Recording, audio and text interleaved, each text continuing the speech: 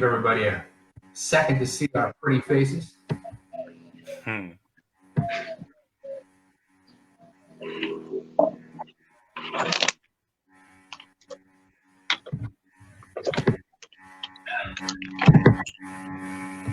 going to share out the link on the socials and we'll get started. You see the difference, right? He's outside in Phoenix. I'm locked in a closet in Phoenix. You mean that's the chick I locked up last week? You grew a beard, honey. I told you I was Armenian. That's why she was so good. See, he knows. Was she a Kardashian? Is the question. Kardashian, Armenian, it's the same thing. It's all good.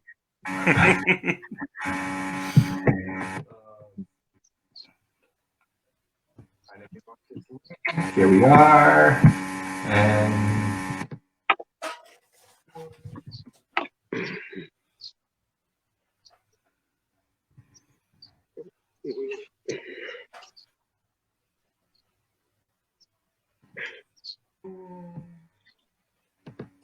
And all right, look at this.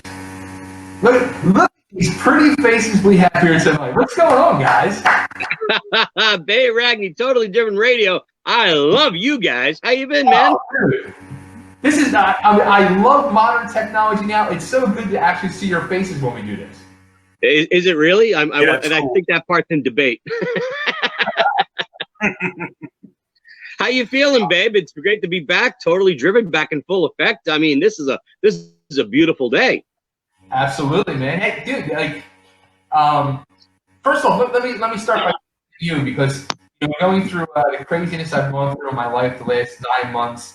You've reached out to me quite a few times and checked in to see how things were going, and I really appreciate that. I appreciate you always, dude. You've always, like, beyond this, it still blows me away that the dude I used to see in Metal Edge magazine, like, actually gives a shit about me.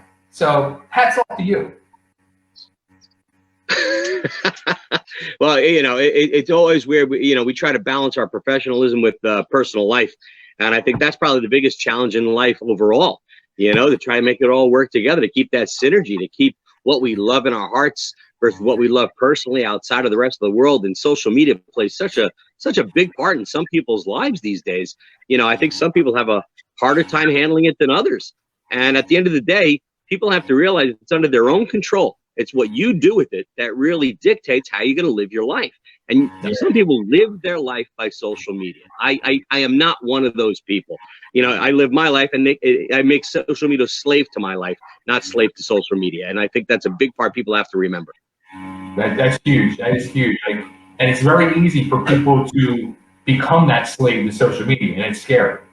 Yeah, and I think I learned that lesson from business, particularly being in the restaurant business. It's very easy to fall victim to have you work for the restaurant instead of having you have the restaurant work for you. And that goes probably for any business if you're an entrepreneur. I think that's something when you're a mid-level manager, reaching that upper echelon of what's going on. And that holds true in any part of life. You want life to slave to you. You do not want to become a slave to life. As it is the government that they kind of want Americans to be the latter, but I think that's something we really have to be aware of. And no matter what we do in life, to happiness, it stems from several different things, but I think it's overall mentality of how you approach it. You got to make sure that you're running your life, not that your life is running you. Absolutely. And speaking of life and things that have been going on in our lives. Something that I think shocked me, and I think probably even shocked the legendary Gus Scott Army even more, is the announcement that you're now in a relationship. And I think there was hearts broken across this country.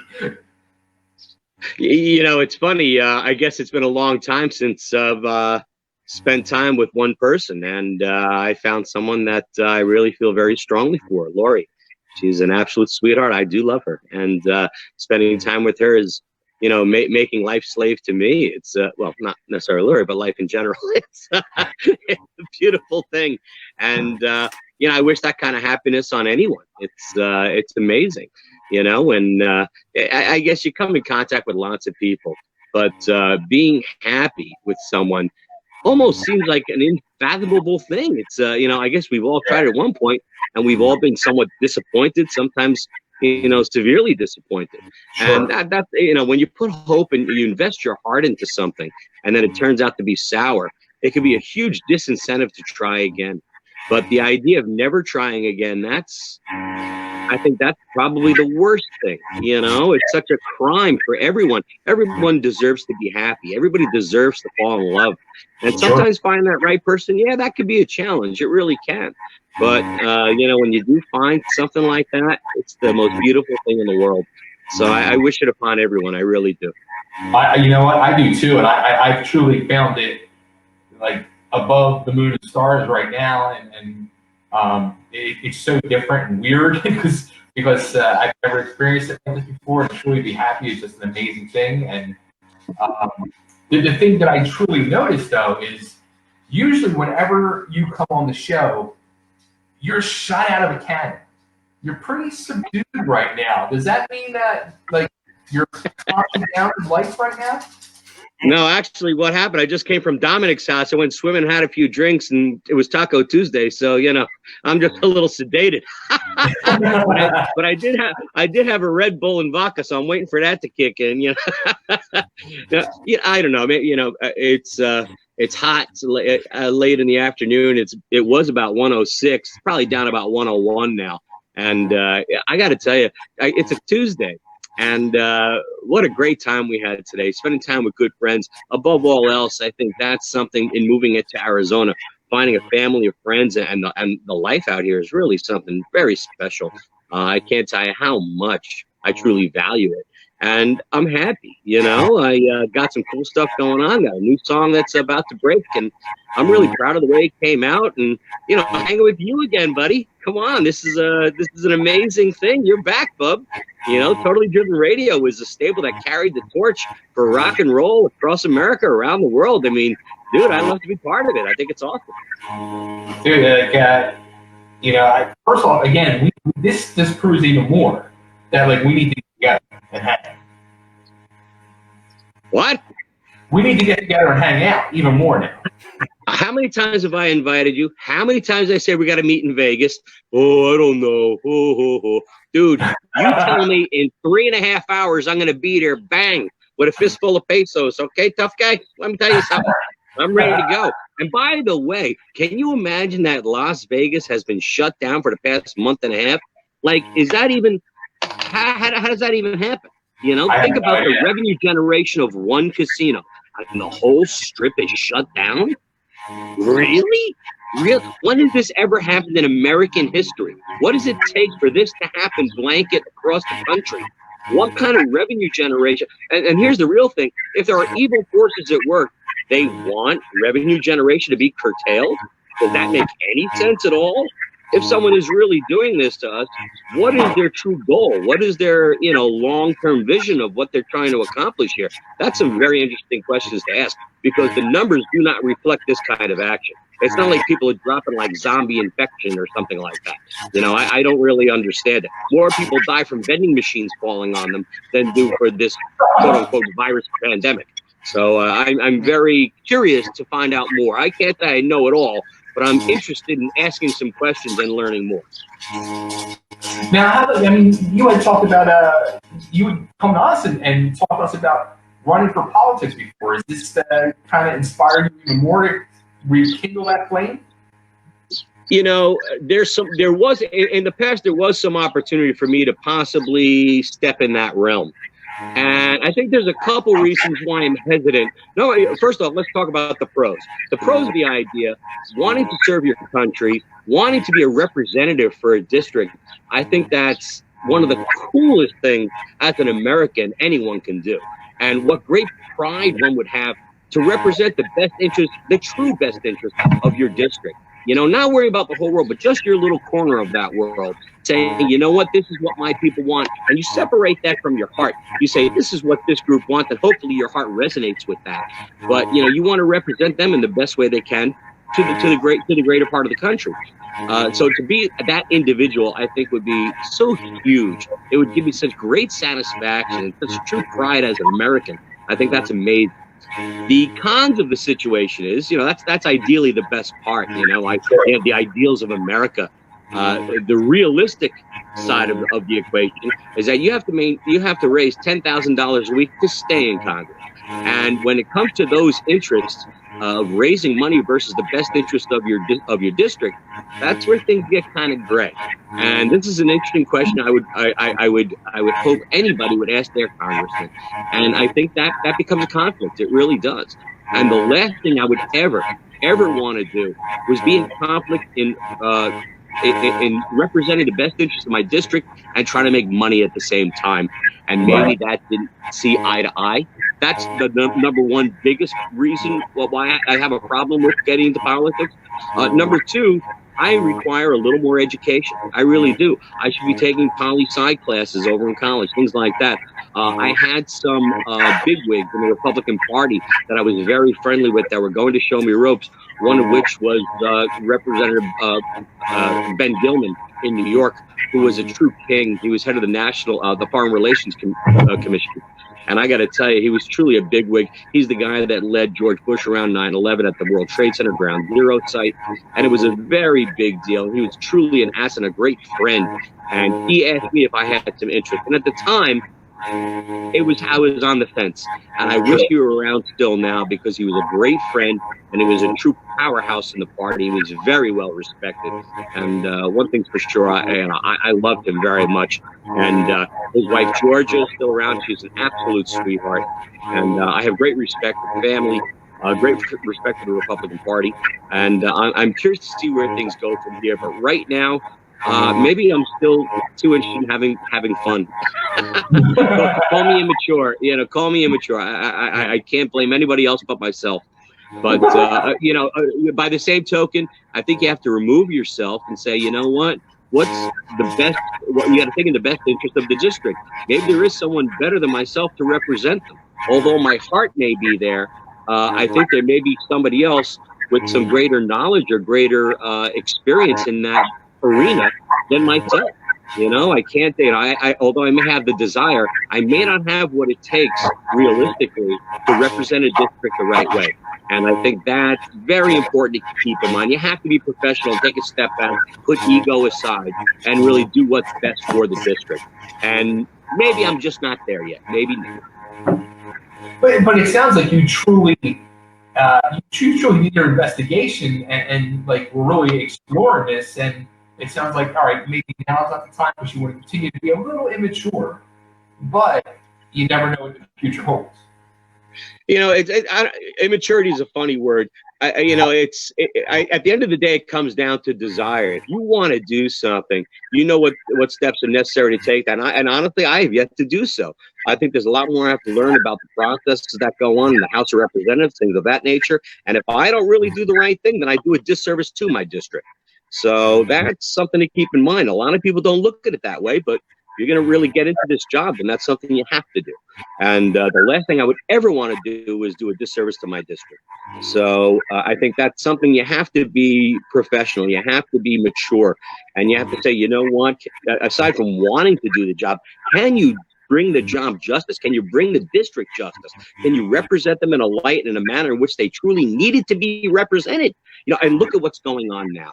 It's not just like, oh, we have a problem with the Board of Education. We have a problem nationally. We have a problem internationally.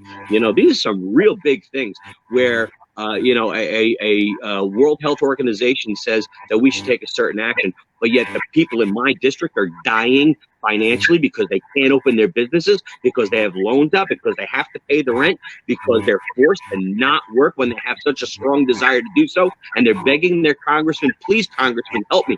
Go to the government and tell them we want to work, we want to pay our taxes, we want to generate revenue. I can't even pay the rent. These are real problems, my friend, and they need some real power to take care of that sort of thing. And from my heart, I want to help them. But you know what? In the political process, I am at somewhat of a disadvantage. I have not been working in Congress or in the judicial system for the past 20 years. So as a responsible individual, as a true American, and as an individual who's mature enough to say, hey, maybe I'm not the right person that these people need right now. I gotta be honest. I really require more education, more experience. I need to trail someone for a while because it's just that little to make all the difference in the world. And the last thing I would ever want to do was to, cause my district a disservice by my ineptitude. That's terrible. And I think very few people are big enough to even say things like that. But I think that's the reality of it, my friend. And I will not cause people a disservice due to my ineptitude. I cannot do that. That's impressive, man. That's impressive, dude.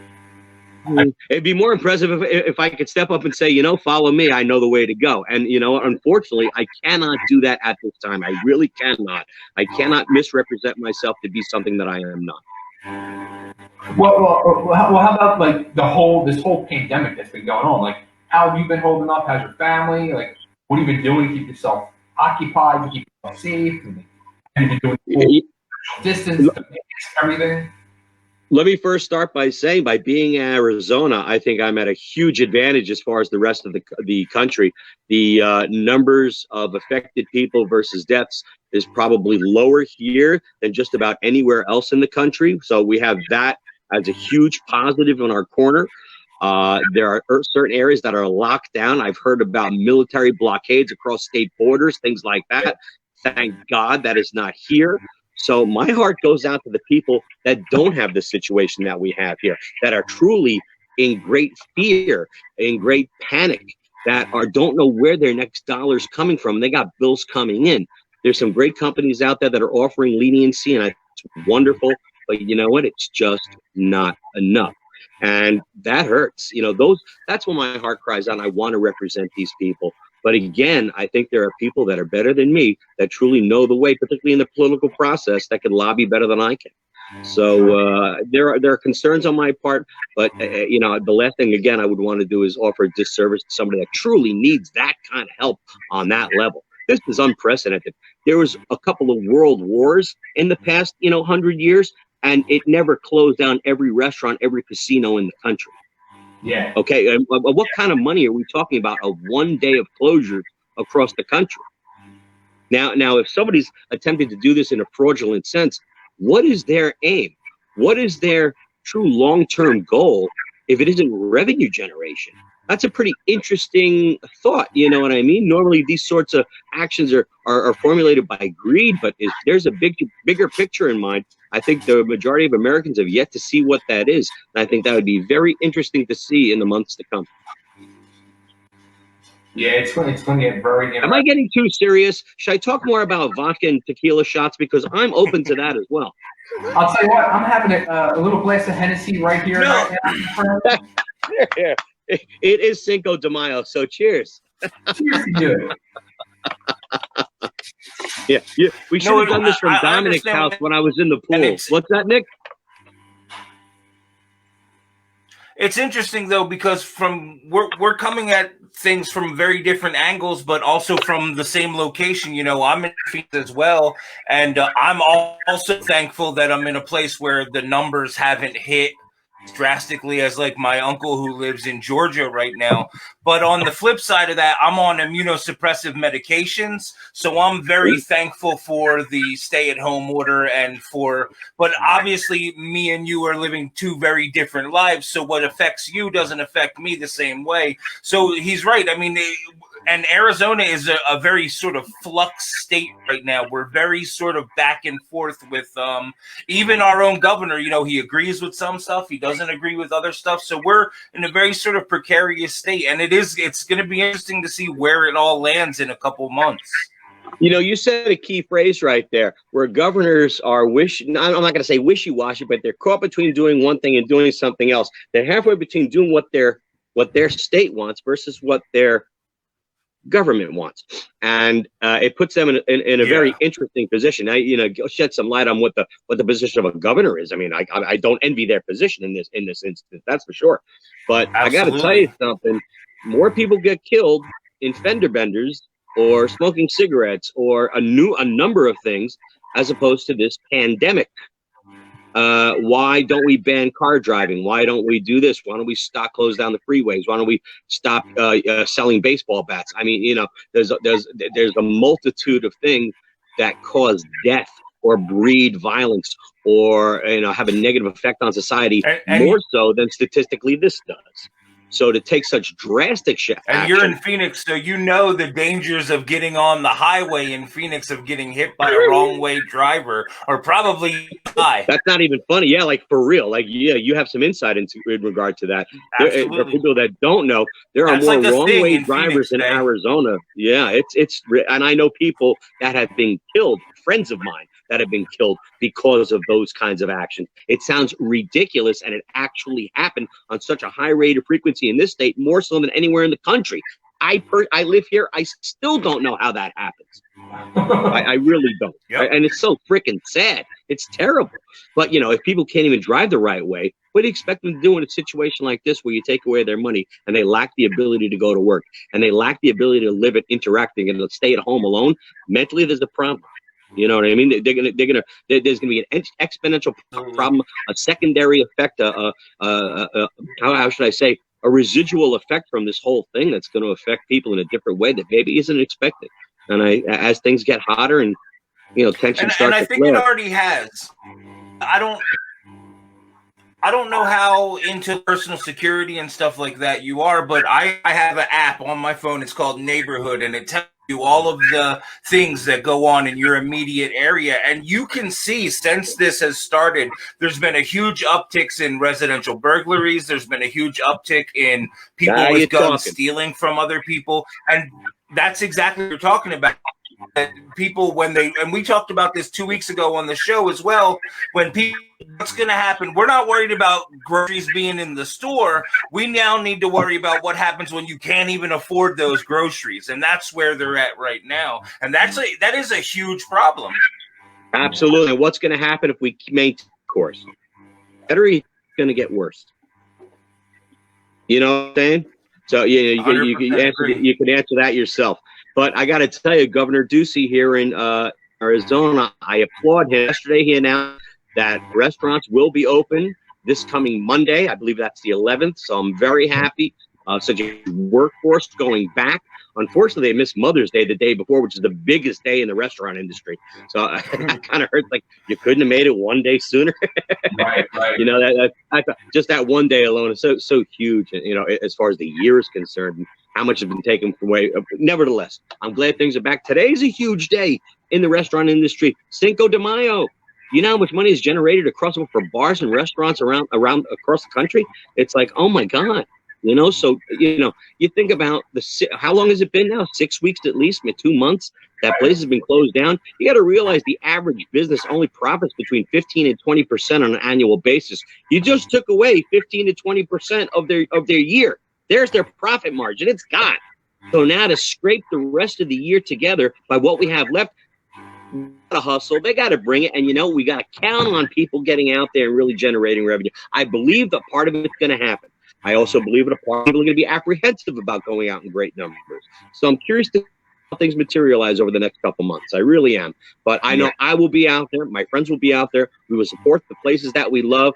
Places like Virtue Honest Craft in Scottsdale, Virtue Pizzeria, Executive Chef Gio Osso's got the best darn restaurants in Arizona. And I got to tell you, we're going to go like sons of guns and we're dropping coin. You better believe it. God bless you. See, now we got to get out to Arizona. We got to come and hang at these places. I want to know about these places. I want to tour down. Dude, you got to get out here. I'm telling you. It's funny when you come from the Northeast, and you're in Pennsylvania. You're Philly for crying out. We've got some of the best food in the country.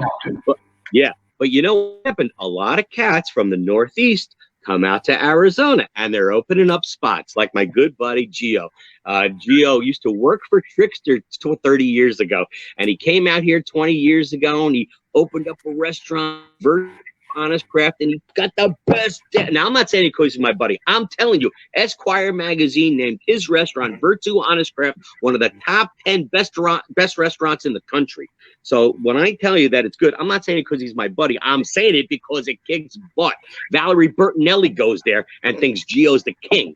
So, like, for real, don't say just because I'm saying it. Check Esquire magazine what the top 10 best restaurants of 2019 were, and Geo's on the list. So, it's a beautiful thing when places like Arizona actually have great food, aside from the weather, aside from the terrain. I mean, I thought that was something I would have to sacrifice. No way, buddy. The landscape's changed out here, and Northeast is giving it the old hustle behind the muscle out here. I can't tell you how happy I am. One of the best moves I ever made, and this truly is. I shouldn't say this because I don't want anybody else to come out here, but it is the best spot in the country. It really is. All right, so another move you've made is that's starting to shock me. I thought it was like a one-time thing, but it seems like it's could be a full-time thing now, and that's you becoming a singer. Oh yeah, I know. I didn't expect that either. It's kind of funny. I guess for a long time, I really didn't think I could sing myself. I had the passion in my heart, but I really didn't believe it until I did a test track on something, and I found out that when it's in the right key, hey, I have an envelope. I'll call it my sweet spot, if you will, or something. I can't sing in any key, but in my key, I got a little game. I don't think I'm Jeff Tate. I don't think I'm Luciano Pavarotti. Let's get real. But I can do the job. And at the end of the day, I don't even care if I sounded like crap.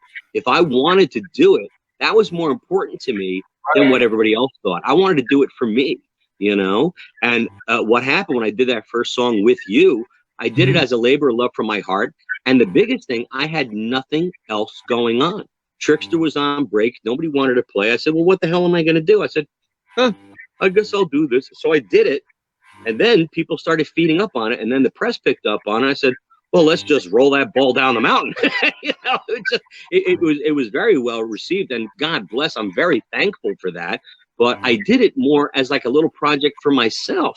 I didn't anticipate it to be this big thing, but everybody else made it out to be this thing. So I was like, okay, well, I won't stop you, And and then I thought to myself, well, where am I going to go with this? I did a movie soundtrack, I did a Christmas album, then I did a love ballad. It was kind of like all over the place, and I'm known for this rock and roll guy. So I was like, well, when you want to be this solo artist, and I never really thought about being a solo artist or something like that. I wanted to be the drummer in Trixter, but if Trixter isn't going to play, I got to do something. And then I said, well, wait a minute, I thought about what got me excited back, way back when. And when Give It To Me Good, when Steve played Give It To Me Good for the first time, he had a 4-track demo. We did it on a Tascam demo in his bedroom. And I heard it. I was like, I showed it to my friends at the Suburban Diner in Paramus, and they would gather around the car at around 11 o'clock at night, and they'd all listen like, whoa. And they knew something was going to go on, that we had some juice, that something was going to happen with that song. And now it's 30 years later. 30 years. The fact that I'm that old is disgusting, all right off the bat. So, and the idea that that happened that long ago, it almost seems unfathomable. It doesn't even seem real. But I got to tell you, that's something that resonates with me. And I think it's so awesome, and to not celebrate it as a crime. And, to do it a little different, because that's the way I am now. I said, phooey, why not? And if people don't like it, that's okay. They don't have to like it. I like it. I hope other people do like it. And it is a little different, but I'm also approaching a new market with it that's really never heard it before, leaning more towards the countryside, country with a little kick in the butt. That's kind of a phrase I've coined, power country. Country's fun. I dig it. But when you give it a kick in the butt, that's country to me. It's more Southwestern. You think country, you think the South, you think twang, you think all that Southern whatnot, and kicking shit and whatnot. And that's not all of it. When you come out to Arizona, like the Southwest, there's a different kind of country out here. It's real America. And I think that's something very special. And people lose sight of that sort of thing. And I think I'm trying to kick a little bit of that back into what goes on. And I think Give It To Me Good is a song that exemplifies some fun, some kicking butt, and some real America. And you know what? It's a lot of fun. And if you lose sight of that, then what the hell are we doing here? You know what I'm saying? And I above all else, if I'm not having fun, I'm going home. So I'll tell you what, I'm very proud of the way it came out. I'm anxious for everyone to really hear this song and bringing it to new markets that haven't heard it before. No, the funny thing is when you sent it to me a week or two ago, I instantly was like, it's like it's perfect for country, like modern day country, and I love the fact that you call it our country because I think it describes it perfect, and it's kind of also surprised me that no country, like current country artists, picked up on this song and did a cover of it over the years. Well, I'm not complaining. It's good for me.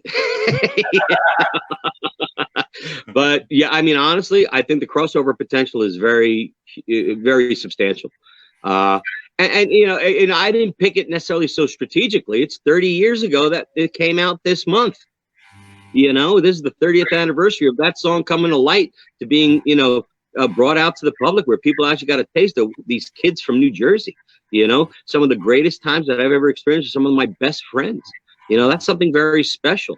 And the fact that, no one else wanted to really wave the flag in that direction, well, phooey, I feel that's unacceptable, So I'm having fun with it, man. And I hope some people have some fun with it too, and bring it to new places that haven't been exposed to it. I think that's really, really what it's all about. It's a fun song. It's not a political agenda. It's not anything but rock and roll, having a great time. Put a little country twang and it's good, But I'll tell you what, I'm getting a strong feedback from the Latino community on it. Who expected that? So I just may have to record the Southwestern version, the Latino version or something, but I don't know all the words. Hey, bambino, ¿dónde está tu nombre? I don't But it's kind of interesting when you see people react to something, you don't expect the reaction you get. And that's pretty cool, But if you never try, you're never going to see these things. And that's a huge missed opportunity. And I'll tell you what, I'm going to try to explore those areas the best I can. Now, how was it for you? So 30 years ago, you're playing drums on this track. You played drums to this song for 30 years. And I'm sure you've sang the song in your head, sang it while you're back playing. Now, you're singing the freaking song. How was that for you? And how did Pete take to it? Because I'm sure Pete was either involved or heard it. So I want to know Pete's take on it, too. Well, first off, I played drums on it, and that was the first track I laid. I laid the drum track. That's not true. I did a test track first because I didn't know if I was going to do it. I was with my buddy Lou Piccadacci, and he played acoustic guitar, and we laid the acoustic guitar track, and then I sang over it. I don't know how I'm going to sound. Let's test this thing and see how it goes first. So we did the first intro, the acoustic and the vocal intro, and he did the acoustic, I did the vocal, and we listened back. We did some background harmonies. We're like, this song's pretty good. Okay, now let's go to the next step and actually do the song. You know what I mean? But we did the test track, and I did that the same thing with you. I wasn't quite sure, but once I did the test track, I was like, okay, yeah, we're doing this. And the test track came out great. So then when we started cutting tracks, I was like, wow, And then I was about halfway done with the song. I went to Pete's house, and I put the headphones on. I was like, take a listen to this. What do you think? He didn't know what the hell it was. He listened to it. He looked over at me. He's like, what the hell are you doing? It was funny. And I think, it wasn't like the original exactly. So it caught him by surprise. But he paid me a nice compliment. It was really cool. And he says, what key is that in? Because it's a different key than what Trixter's in. He's like, what key are you singing? And I think that's half the trick with me. I don't sing in a normal key. I really don't. So that's why I kind of sounded a little messed up when I'm trying to sing to songs. Gus, you don't sound so good. They put it in my key and it sounds pretty good, So that's the trick. I'm an irregular kind of cat as far as what key I'm going to sing it. But once I nailed where that sweet spot for me is, and I was able to make it work. But again, it's different. And I think he raised an eyebrow, like, "What are you doing?" He was a little alien to him at first, but then he's like, he liked it. So he paid me a nice compliment. I was very, very happy that he did. Now, how about Steve or PJ? Have you heard from them at all, or? Not yet. We'll see what they have to give them an interview. See what they have to say. But at the end of the day, it's the thing is, I remember the first time I heard the song, and man, there's no denying it. I went crazy. I went nuts. The guitar riff is amazing. The melody lines are awesome. The hooks are fantastic. And at the end of the day, it's a fun song, you know? And it brought Trixter to the light of so many people around the world. That's a beautiful thing. That's, you know, that's a gift from God. So to not, you know, pay homage to that, to say, you know, wow, this is wonderful. Remember when, you know, 30 years later. It's like, oh my God, man. I mean, how awesome is that? And to live it all over again, it's freaking awesome. And I'm just having fun with it, you know? I hope other people have fun with it too. That's really the whole idea.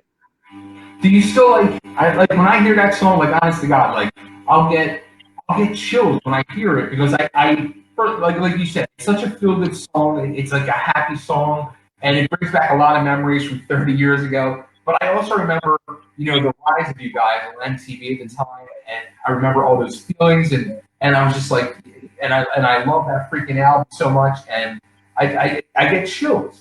So for you, do you still, like, when you hear it or when you're recording, do you get those same chills? You know, it's weird. There is a difference between, first off, when I play with Trixter, I don't get chills. I get pumped. I get fire. You know what I mean? Different. Vocally, that's when a different thing comes out here. It is a different dynamic, but it's beautiful. You know, I think vocally speaking, there's something that comes out from the heart that's more pure, as opposed to when you're hitting things with a stick, it's more violent, but like in a celebratory sense. It's a little hard to describe. You know, it's a triumphant feeling to you know, I think that's one thing that attracted me to playing drums was when I saw my first concert and I heard the aesthetic vibration of a bass drum in an arena.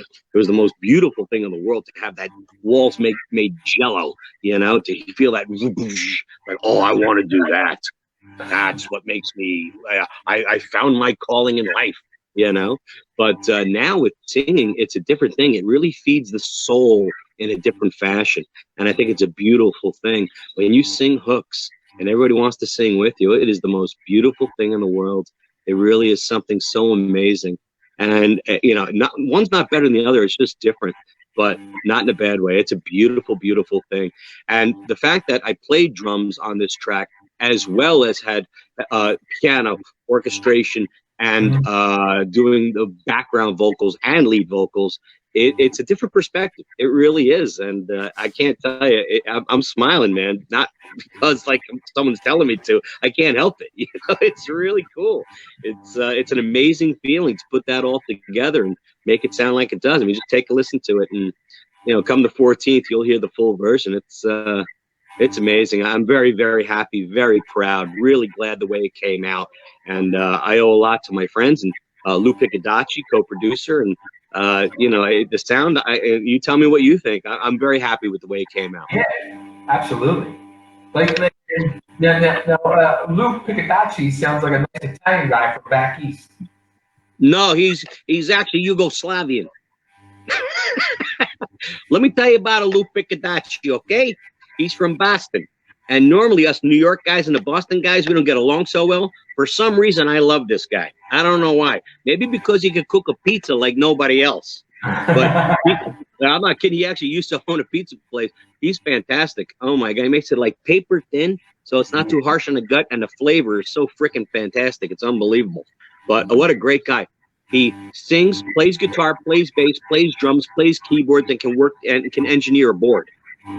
This guy's a rare commodity. He's really got it all going on. A true talent and a sweetheart of a guy, and he can cook a pizza. He's got the gig. Okay, it's really that simple. He can like back me up on the road and be the chef. So it's a beautiful thing. you want to raise hell on social media? All you got to do is do pineapple on pizza. What? Do you like pineapple on pizza? No. I'm sorry. I know a lot of people do. I'm going to be emphatic in my. I stand very firm on this decision. Ham and pineapple do not belong on a pizza unless you're in Hawaii. And when I go to Hawaii, I'm not having it. So it's really that simple. You want to have that? Go back to Carolina or something. Okay. So I love pineapple on pizza. Love. You're from Philly and you're actually telling me this? Some guy's going to shank you in the parking lot tonight. What are you talking about? Stop it. I made a pizza this afternoon and I put fresh pineapple on it. And okay, interview over. Cut. Okay, right here. That's what lost it. That's it. I'm going to post something tomorrow. Bay Ragni is banned from every pizza joint in South Philly. That's terrible. You can't talk like that publicly, my friend. You just can't do it. All the Ginzos are going to get you. They're going to give you a Sicilian necktie. You know what I'm saying? Believe me, they're ready. You're going to get looks. Some guy with a pinky ring and a Cadillac's going to drive by and say, "There's that Ragni fella. I thought he was one of us. Oh, no, he likes pineapple on his pizza. Let's fucking kill him." You're dead. So you got to be careful. You can't have that, bro. You can't talk like, and don't come to Mulberry Street in New York talking like that. You're really going to have a problem. You know, in Goodfellas, they used to say, "Oh, it's okay. He's one of us." With Ragni, it ain't going to work that way. Nope, ain't going to work. De Niro's going to throw you out of Tribeca. Oh, too funny. Too funny. I posted a picture. People lost their minds. They were like freaking the fuck out.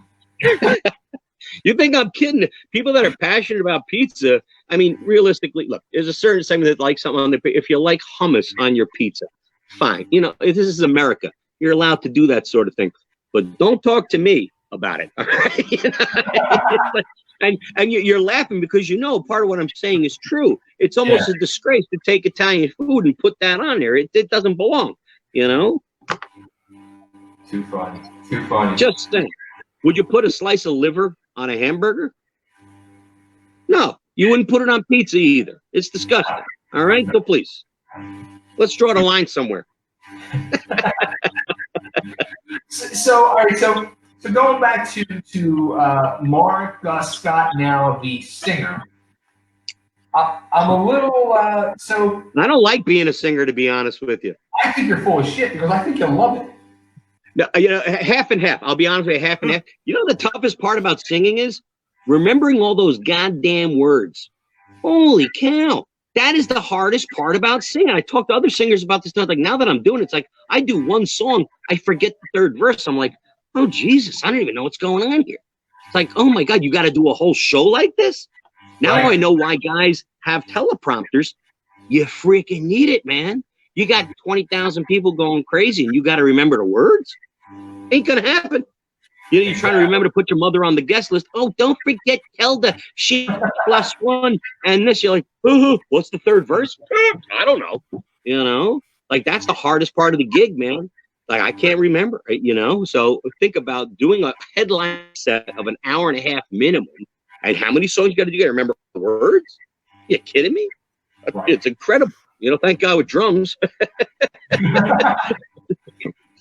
But I say it half in jest, but when you say Mark Scott, the singer, I never really considered myself a singer. It's just like I'm just that guy. I don't know.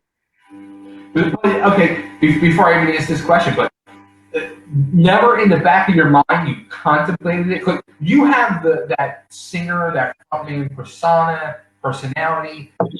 Like, yeah, like you never went up front. Oh, sola mia. Yeah, you know, it's. I remember being in the shower, even back in the old days, we would sing in the shower, and the way it would reverberate. Maybe a lot of people didn't like the way it sounded, but I love the way it felt. And I think singing is the greatest form of expression that anybody can make. Why? You have tone, you have melody, you have words to go along with that. And that's more so than any other instrument can offer, where you truly get to display your heart. You get to throw your heart out there. And I think that's what the allure about people singing is all about, to get your heart out there, to have that expression, not only in tone. Like when you play drums as expression, you can be passionate about what you do, but to actually say something and melodically say something like that, there's no other instrument that can do that. Nothing at all. Vocally, you get the opportunity to express sentiment, melody, rhythm, all at the same time, and no other instrument can truly do that. It truly is the biggest outlet for the soul. And for somebody to want to do that, I think is the greatest display of sharing love that you can do in music. I really do.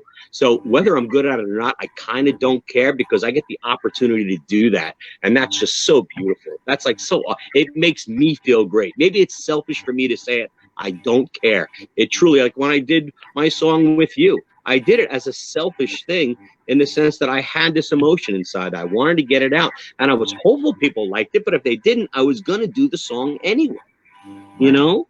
So, you know, that I didn't do it. It's like, oh, let me see what master plan I can create for this, my new song. I'll be a solo artist. I'll be a singer.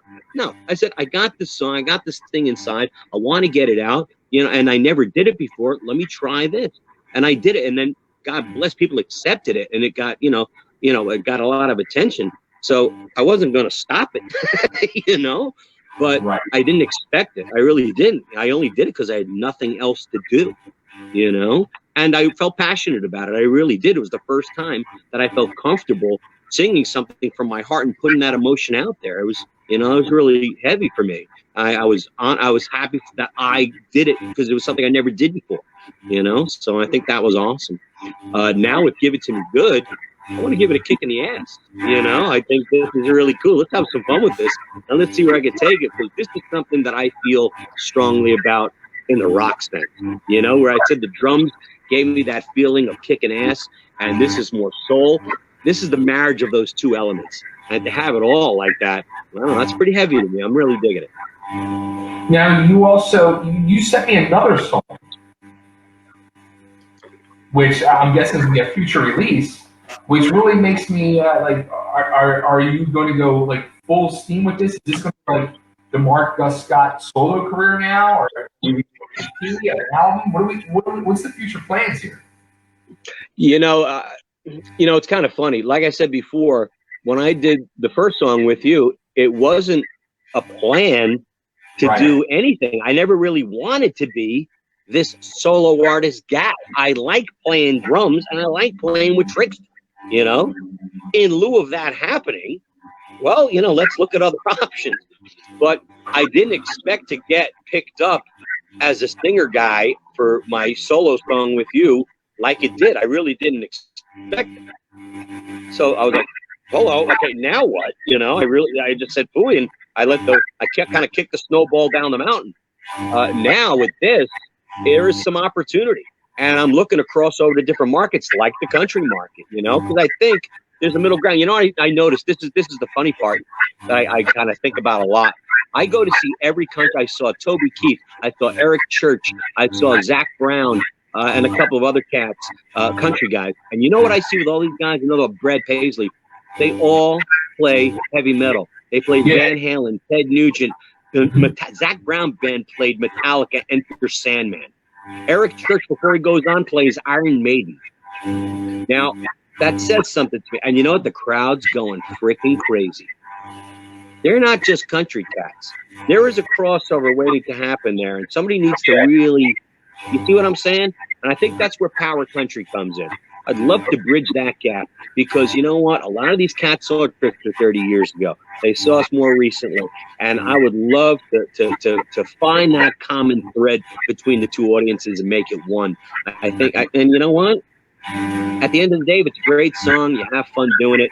It doesn't matter what genre you classify it as. You go up there, you kick some butt, you give some love, and hopefully you get a little bit back. And I think that's beautiful. So a plan, I don't know. I want people to hear this song.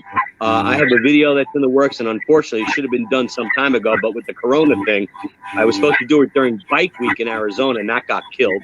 And that, to do it during Bike Week would have been huge. I was really looking forward, like, no! But I got an idea. I got something cooking. But the idea, it's not just a band. What I'm looking to do is more of a production, and it's probably never been done before. In some light it has, but the way I want to do it, it's if you take rock and roll, you take some country, you take fun, you take a little bit of God, and you give it a heart on. That's what I'm looking to put together.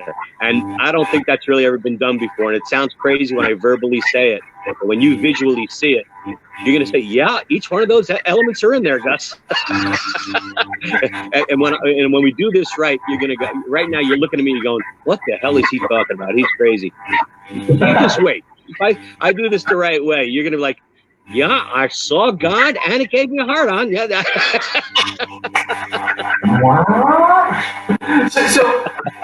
So I gotta ask you, like, you know, fast forward to the future, no more pandemic.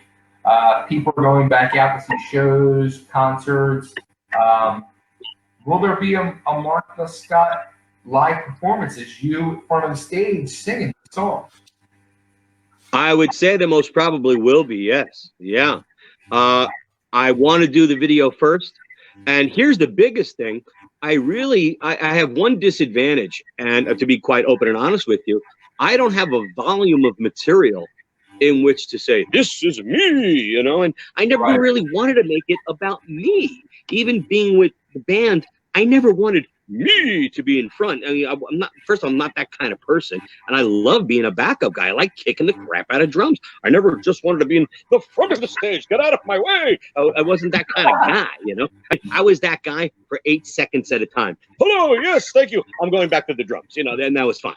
I was happy with that. I didn't need to be that guy, you know. So to assume that role, I don't 100% feel comfortable, to be honest with you. But that being said, I also don't have the material to back myself up in that regard, you know. But step one is to define the you know, who I am, what's up, and I think I'm still discovering that, you know, the answers to that question.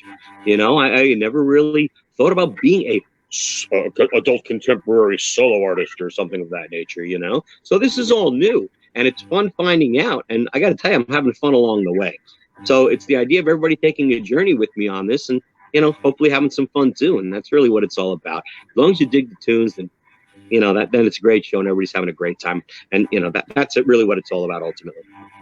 Now, also too, like, and I see you as being this type of person because you started doing like this different range of music, whether it's this power country or, you know, the With You, or even back when you did the album for the benefit with your horn.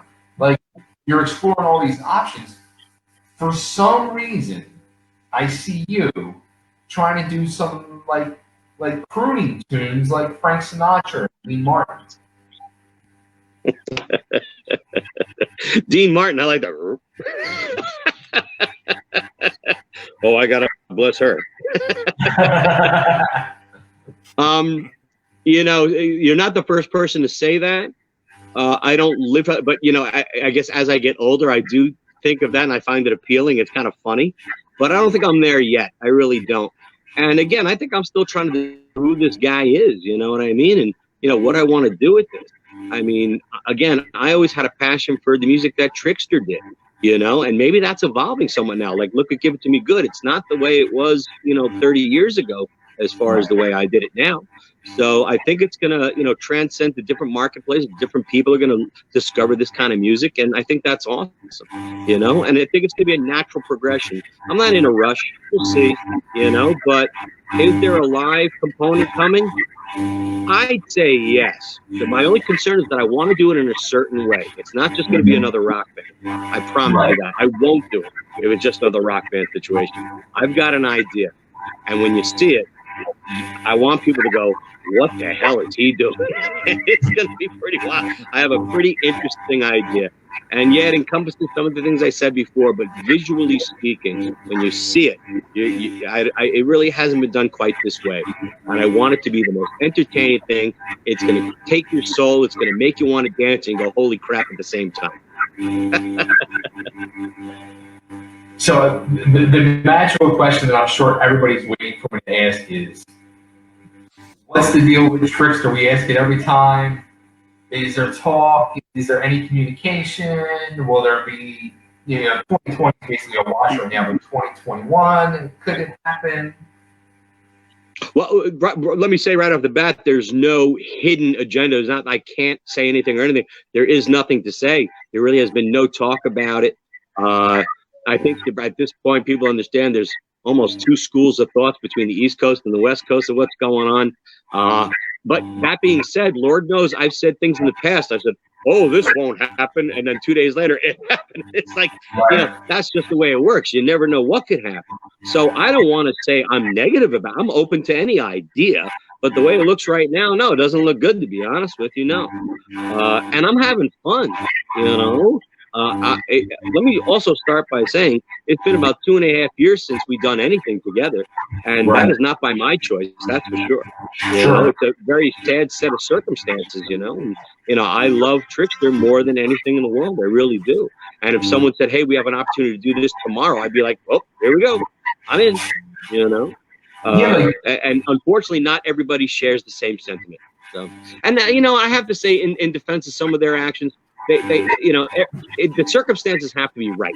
You can't just do it for nothing. You can't just do it because, you know, we have to do things in a proper fashion. I think we've been doing it wrong a lot. So, you know, if the circumstances are right and everybody's attitude's in the right place, is it a possibility? I think it's a possibility, yes. But right now, I just don't see it.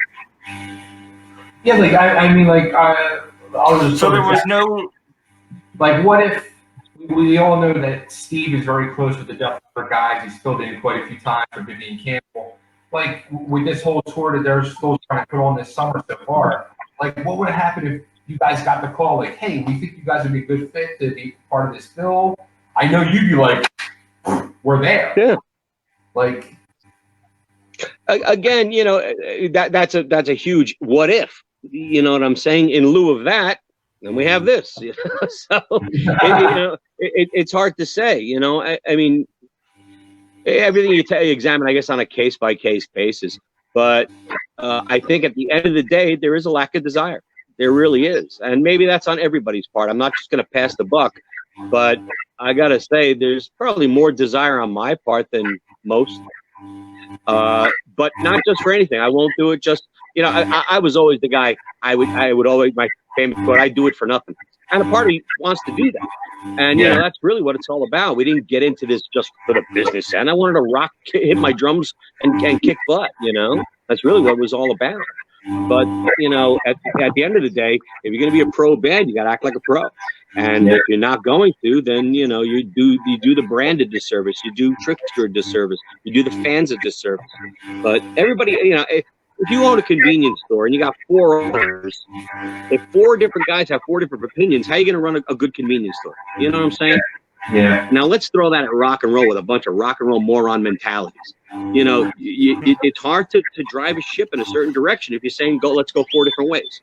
You know, so it's not just a rock band; it's anything. You know, and I think people have to understand that, and it's a shame, you know. But people's priorities are in different places, so Sure.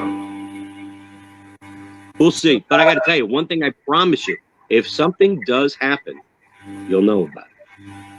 Oh, I'm sure. I'm sure. we got a little interesting question here from a Susie Marie. She wants to know if you would think about writing a book about yourself, or an autobiography. You know, I actually started one some time ago. Funny thing, I have a couple of chapters already done. I should probably put it out there just for people to get a kick out of it. It's pretty wild. It starts when I first met Steve Brown. When I was, well, let's see, I was about 14. He was maybe 12 or 13. And what a weird experience. And I saw him play guitar for the first time. And I got to tell you, when I first met Steve, he was, I think, 12 or 13. And the guitar was bigger than he was. And he came, I used to ride at these dirt bike trails, me and my buddies. We were pretty good. You know, we had a chip on our shoulder. We thought we were pretty good. And Steve comes up on this brand new Diamondback BMX bike, nice and shiny chrome. I'm like, look at this kid. You know, he can't even ride that good. He's got a beautiful bike. Who does he think he is? He goes, hey, man, I knew him from Paramus, New Jersey. He was in the Little League baseball that I was in, you know, so I kind of knew him from that. But, you know, I guess we were getting older, and I see him. He goes, yeah, man, I play guitar. And I look at this little guy. He plays guitar? Like, what was he playing? Mary Had a Little Lamb or something? He goes, yeah, come on over. I'll show you. I'm like, all right, you know, whatever. I knew what rock and roll was, but I didn't know it that well. And I never saw a guy really play guitar, except for one time my babysitter took me to some backyard barbecue. And he said, I said, whatever. He lived about a mile away. And I said, let's take a grill out, follow him to his house, whatever. So we get to his house, park the bikes, and he runs up the stairs to his bedroom. I'm looking at him run up the stairs, and he would run on all fours, like, you know, like up the stairs, kind of like his hands would touch the stairs. Right. He looked kind of young, like, how the hell is this kid going to play guitar? You know, I was like, there's no way. So we get to his bedroom, He pulls it out, and the thing's bigger than him. I'm like, what am I? Did I waste my time? You know, did I waste my time in coming here? It's like, who's he going to play? Mary Had a Little Lamb, and I'm going to go home, you know? So he plugs it in, he gets a couple of noise. All of a sudden, this freaking kid blew me the frick away. I'm telling you, AC/DC and Kiss riffs. He's 12 years old. The guitar is bigger than him, and his hand is blurring in front of my face. I was like, he blew me. I could not believe it. Could not believe it. And to this day, I never seen a kid that young do what Steve Brown did that day. Never, ever, ever. And man, so I got to tell you something. Looks can be deceiving. He was that kid, the little kid that gets on top of the bar, and he was with Ray Gillen when Ray Gillen was in the clubs, and they took Steve with them to play a song with them, and he'd get up on the bar, and people were like, whoa! He was that young child prodigy thing. That's what Steve was all about. It was amazing, amazing, you know. But I certainly didn't expect it. You know, it was kind of wild and crazy. And I don't know how I got off on this, but man, what a rare commodity! Such a beautiful thing to see that natural talent at such an early age. Amazing, you know, and a beautiful thing. So the idea of not having that any longer together, you know, it's a sad thing to think. I really hope it comes back around, but we'll see. Fingers crossed at some point. In nome del Padre, Figlio, e Spirito Santo. Amen. Bay, I can't tell you how much I appreciate this. I love Totally Driven Radio. You got questions or something? We pretty much gone through it all. We've gone through it all. We just got the last thing we got to do is the single. Give it to me good. When's the official release date? May 14. May 14 will be available everywhere. iTunes, Amazon, Google Play, your mother's house, anywhere you download music. That's where it's going to be. YouTube, this, that, and the other thing. And then I'll have a video to follow shortly thereafter. But it's got to be done right. So I got to wait till this pandemic crap's over. It's got to be live audience. You know what I mean? I can't just fake it. I don't want to fake it. I want it to be real. And it's going to be a beautiful thing. I'm very, very excited. Nice.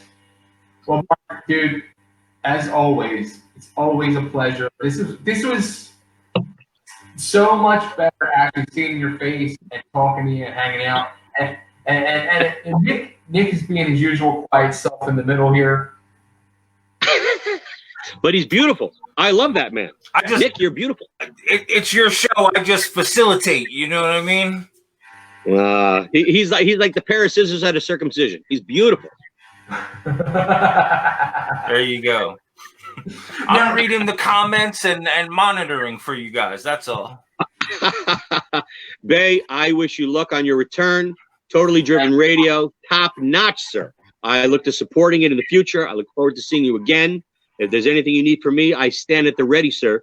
So you please just let me know. And to everyone out there that has supported Totally Driven Radio, supported Trixter, supported me, I thank you from the bottom of my heart. I can't tell you how much I truly, truly appreciate it. Give it to me good. 30-year anniversary edition coming out May 14th. So stand by. It's just around the corner. Now, are you going to have actual physical CDs too?